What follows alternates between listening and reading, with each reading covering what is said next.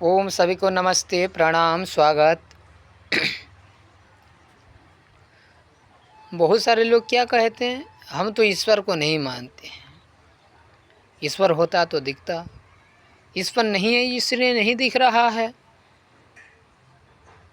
जो मूर्ख होते हैं वो ईश्वर को मानते हैं, जो अज्ञानी होते हैं वो ईश्वर पर विश्वास रखते हैं। हम तो ज्ञानवान हैं, महाज्ञानी हैं, हम तो साइंस को, विज्ञान को मानने वाले हैं, इसलिए हम ईश्वर को नहीं मानते हैं। ऐसे बोलने वाले भी हमारे कुछ गौतम बुद्ध के फॉलोअर्स, जो प्रशांत बौद्ध कहता है अपने आप को, और हमारे ऐसे बहुत भाई अच्छे हैं फिर भी ईश्वर को नहीं मानते हैं। इसलिए उनको बताने के लिए हम कुछ बोलना चाहेंगे। जो लोग कहते हैं ईश्वर नहीं है, उनसे मेरा प्रश्न है, नहीं देखे हैं बोल रहे हैं, क्या आपने आपके बुद्धि को देखे हैं? नहीं देखे हैं, फिर भी तो अपने आप को बुद्धिमान मानते हैं। मैं बुद्धिहीन, मेरे अंदर बुद्धि नहीं है, ऐसे बोलते हैं क्या? नहीं बोलते हैं। नहीं देखे हैं फिर भी तो मानते हैं। अब आपके पिताजी के पिताजी को देखे नहीं हैं, क्या मेरे पिताजी बिन बाप के बेटा हैं बोलते हैं आप? नहीं बोलते हैं। तो यह अज्ञान भरी बात क्यों करते हैं, ये मूर्खतापूर्ण बात क्यों करते हैं कि मैं ईश्वर को नहीं देखा हूँ तो ईश्वर नहीं है, और मैं ईश्वर को नहीं मानता हूँ तो मैं महाज्ञानी हूँ, महामूर्ख हो। इसलिए ईश्वर होता है शब्द प्रमाण से पता चलता है। क्यों? कारण अभावात कार्य अभावात, न तो कारण अभावात। ऐसे नहीं, कारण अभाव ना हो ऐसा नहीं हो सकता है। कारण अभाव से कार्य नहीं होता है। ये जो सृष्टि बनी है, विश्व ब्रह्मांड बना हुआ है, इसको बनाने वाला भी एक परम पिता परमेश्वर है। यह अनुमान प्रमाण से पता चलता है और शब्द प्रमाण से। कैसे?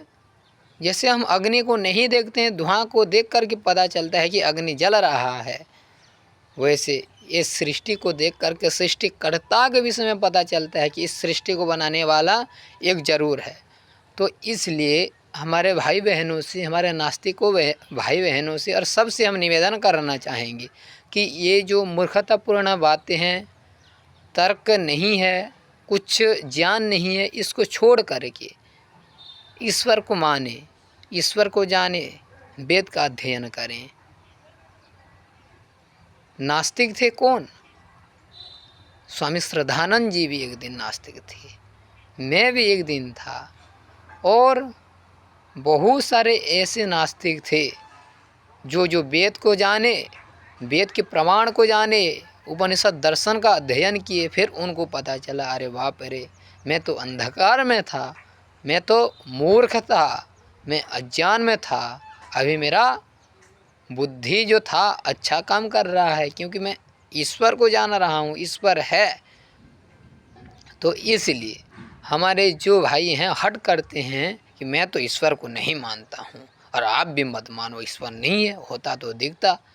तो यह है अज्ञान पूर्णवाद है, और ये तो खुद मूर्ख हैं, दूसरों को भी मूर्ख बनाते हैं। ये तो विद्वान होते नहीं हैं, धर्मात्मा होते नहीं हैं, परोपकारी होते नहीं हैं। मान लीजिए कोई परोपकारी है तो विद्वान नहीं है, तो माना नहीं जाएगा उसके बात को कि ये सत्य है, क्योंकि आप्तपोदेश शब्द, आप्त लोगों के शब्द को प्रमाण माना जाता है। ये मांस खाएंगे, मदिरा पिएंगे, व्यभिचार करेंगे और बोलेंगे ईश्वर नहीं है, ईश्वर हमको तो दिखता नहीं है। बहुत सारे ऐसे चीज़ें हैं दुनिया में जो दिखता नहीं है लेकिन होता है और सत्य होता है। ऐसा नहीं है जो नहीं दिखता है वो नहीं है। मन नहीं दिखता है, बुद्धि नहीं दिखता है, अहंकार नहीं दिखता है, बहुत सारी चीज़ें हैं दुनिया में जो दिखता नहीं है लेकिन होता है। जैसे दूध में घी होता है लेकिन दिखता नहीं, उसको मंथन करने के बाद पता चलता है हाँ घी है, निकलता है।